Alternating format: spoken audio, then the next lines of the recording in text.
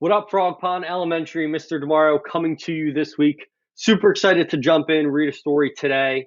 I hope you all had a safe spring break. Everyone's doing what they have to do so we can get the opportunity to get together sometime soon. So this week we are going to be reading a book titled A Bat Cannot Bat, A Stair Cannot Stare. And those who have been in my class before know I love reading these poetic rhyming type books, and today's going to be no different. And our book today focuses on two types of words: homonyms and homophones. Now, homonyms are two or more words that are pronounced the same and spelled the same but have different meanings, and homophones are two or more words that are pronounced the same but have different spellings and different meanings. So I'm going to do my best to read this. It's a tricky one, but let's do it to it.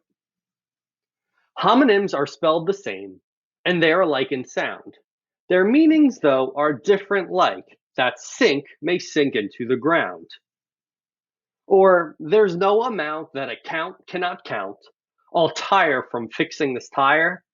Some down may drift down from a fine feathered gown. That steer should steer clear of the fire. A bat cannot bat, as you need arms for that. But a batter might batter some batter. A mole with a mole could emerge from his hole to mop up the splash and the splatter. And fans could bring fans to cool off in the stands. One might watch for her watch for the time.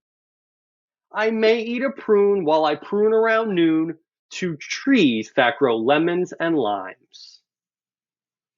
Homophones will sound alike. There are words like blue and blue.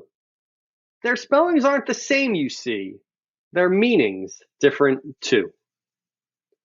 A hare can have hair, and a fair can be fair, and your feet can accomplish a feat. A scent can be sent to a gent with a scent of potatoes and onions and meat. A break might just break. It can rattle and shake, and four can yell for a warning. If the doctor can write your prescription quite right, he'll heal your heel by morning. A knight in the night with the might of a might light up a castle that's dark. A sail on a sail could falter and flail. The doorway can arc on an arc. Your hair we can tease, in our teas if we please.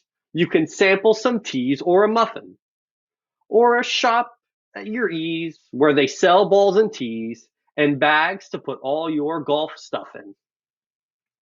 A throne can be thrown with a grunt or a groan by muscles with muscles to spare. If the king threw a sword, it would not be ignored as it sailed and soared through the air. But Rome cannot roam because it has to stay home, and Chile is mostly not chilly.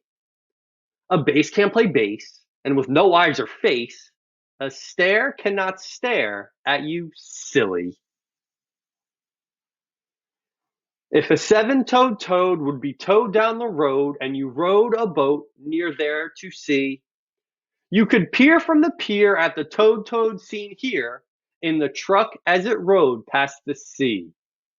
That was the toughest page in the whole book. See how they're funny and silly and punny? Like, oh great, let's grate some more cheese. The fun doesn't lessen as you laugh through each lesson, so why don't you make some of these? What are homonyms and homophones? So that was an awesome story. I love getting a chance to read stuff like that, and I hope you learned a little bit of something about homonyms and homophones, and everyone's doing all right out there, and I hope to see everyone again soon.